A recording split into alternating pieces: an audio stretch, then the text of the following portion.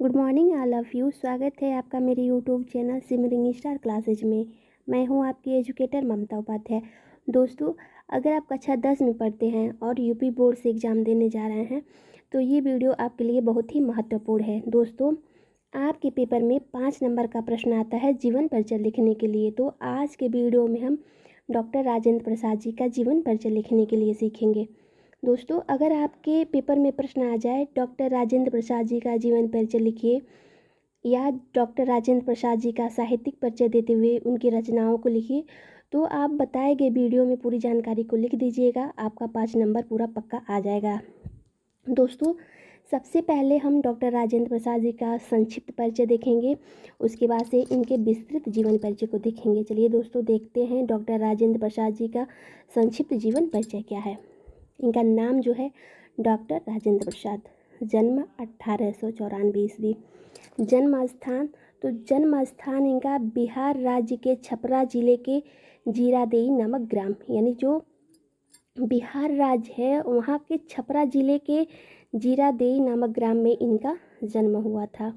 इनके पिताजी का नाम महादेव सहाय था। शिक्षा एमए किए थे और एलएलबी किए थे। आजीविका अध्यापन कार्य, वकालत और संपादन कार्य करते थे। मृत्यु 28 फरवरी 1963 में हो गई थी। लेखन विधा, इनकी जो लेखन विधा है वह पत्रिका है एवं भाषण है। साहित्य में इनका पहचान जो है वह गहन विचारक के रूप में है। इनकी भाषा जो है सरल है, सुबोध है, स्वाभाविक है और व्यवहारिक है। शैली जो इनकी है वह है साहित्यिक, भाषण, भावनात्मक, विवेचनात्मक और आत्मकथात्मक। साहित्य में अगर इनका स्थान हम देखें तो सन 1962 में राजेंद्र प्रसाद जी को भारत की सर्वोत्तम उपाधि भारत रत्न से अलंकृत किया गया था। यानी 1962 में राजेंद्र प्रसाद जी को भारत रत्न से अलंकृत किया गया था या भारत रत्न प्रदान किया गया था। अब हम इनके जीवन परिचय को देखेंगे। सफल राजनीतिज्ञ और प्रतिभा संपन्न देश रत्न डॉक्टर राजेंद्र प्रसाद जी का जन्म 1884 ईस्वी में बिहार राज्य के छपरा जिले के जीरादेई नामक स्थान पे हुआ था। इनके पिताजी का नाम जो था वह महादेव सहाय था। इनका परिवार गांव के संपन्न और प्रतिष्ठित किसान परिवारों में से आता था। ये अत्यंत मेधावी छात्र थे। इन्होंने कोलकाता विश्वविद्यालय से एमए किया था और कानून की डिग्री लेकर एलएलबी की परीक्षा भी उत्तीर्ण किए थे। सदैव प्रथम श्रेणी में उत्तीर्ण होने वाले राजेंद्र प्रसाद ने मुजफ्फरपुर के एक कॉलेज में अध्यापन कार्य किया। यानी जो राजेंद्र प्रसाद हैं वह मुजफ्फरपुर के एक कॉलेज में पढ़ाते थे। इन्होंने सन 1911 में वकालत शुरू कर दी और सन 1920 तक कोलकाता और पटना में वकालत कार्य किया। इन्होंने सन 1911 में वकालत शुरू कर दिया था और 1920 तक कोलकाता और पटना में वकालत कार्य किया था। इसके पश्चात वकालत छोड़कर ये देश सेवा में लग गए। इनका झुकाव जो था प्रारंभ से ही राष्ट्र सेवा की ओर था।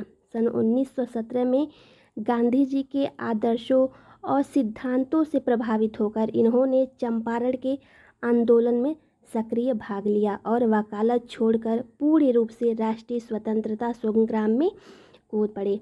अनेक बार जेल की यातनाएं भी भोगी, यानी कि ये अनेक बार जेल भी गए थे और जेल की यातनाओं को भी भोगा था। इन्होंने विदेश जाकर भारत के पक्ष में विश्व के सम्मुख रखा, यानी जो भारत का पक्ष था उसको विश्व के सम्मुख रखा विदेश में जाकर। और प्रसाद जी 3 बार से भारतीय राष्ट्रीय कांग्रेस के सभापति भी रहे थे और सन 1962 तक भारत के राष्ट्रपति रहे। यानी जो राजेंद्र प्रसाद जी हैं वो 1962 तक भारत के राष्ट्रपति रहे थे और सादा जीवन उच्च विचार इनके जीवन का मूल मंत्र था। सन 1962 में इन्हें भारत रत्न से अलंकृत किया गया था। जीवन प्रयत्न इन्होंने हिंदी और हिंदुस्तान की सेवा करने वाले जो डॉक्टर राजेंद्र प्रसाद जी का देहावसान 28 फरवरी 1963 में हो गया था। यानी जो जीवन पूरा जीवन हिंदी और हिंदुस्तान की सेवा करने में समर्पित कर दिए डॉक्टर राजेंद्र प्रसाद जी। उनका जो मृत्यु था वो 28 फरवरी 1963 में हो गया था। इनकी रचनाएं अगर हम देखें तो डॉक्टर राजेंद्र प्रसाद की प्रमुख रचनाएं निम्नलिखित हैं, जिसमें सबसे पहले है भारतीय शिक्षा, गांधी जी की देन, शिक्षा और संस्कृति, साहित्य और मेरी आत्मकथा, बापूजी के कदमों में, मेरी यूरोप यात्रा, संस्कृति का अध्ययन और चंपारण में महात्मा गांधी और खादी का अर्थशास्त्र जो हैं इनकी प्रमुख रचनाएं हैं। इनकी भाषा शैली की बात हम करें तो डॉक्टर प्रसाद जी की भाषा जो थी वह सरल थी, सुबोध थी और व्यवहारिक थी। उनके निबंधों में संस्कृत, उर्दू, अंग्रेजी, बिहारी शब्दों का भी प्रयोग हुआ था। इसके अतिरिक्त जगह जगह पे ग्रामीण कहावतें और शब्दों का भी प्रयोग हुआ था, यानी जो गांव में कहावतें कही जाती हैं और गांव में जिन शब्दों का प्रयोग किया जाता है इनकी भाषा शैली में उन शब्दों का प्रयोग किया गया था। इन्होंने भावना रूप छोटी बड़ी वाक्यों का प्रयोग किया था, यानी जहाँ पे जिस वाक्य का ज़रूरत था उसके अनुसार इन्होंने छोटे बड़े वाक्य का प्रयोग किया। इनकी भाषा में बनावटीपन नहीं था और डॉक्टर राजेंद्र प्रसाद की शैली भी उनकी भाषा की तरह ही आडंबर रहित थी, यानी कि जैसी उनकी भाषा थी बिना आडंबर के वैसी ही उनकी भाषा शैली भी थी जो आडंबर से रहित थी। इन्होंने आवश्यकता अनुसार ही छोटे बड़े वाक्यों का प्रयोग किया और उनकी शैली के दो मुख्य रूप प्राप्त होते हैं, पहला साहित्यिक शैली और दूसरा जो है भाषण शैली। हिंदी साहित्य में अगर हम स्थान देखें तो राजेंद्र प्रसाद सरल सहज भाषा और गहन विचारक के रूप में सदा स्मरण किए जाएंगे, यानी सदा ही याद किए जाएंगे। यही सादगी उनके साहित्य में भी दृष्टिगोचर होती है। हिंदी की आत्मकथा साहित्य से संबंधित सुप्रसिद्ध पुस्तक मेरी आत्मकथा का विशेष स्थान है, यानी जो हिंदी की आत्मकथा है या आत्मकथा साहित्य में उनकी पुस्तक है मेरी आत्मकथा, उसका विशेष स्थान है।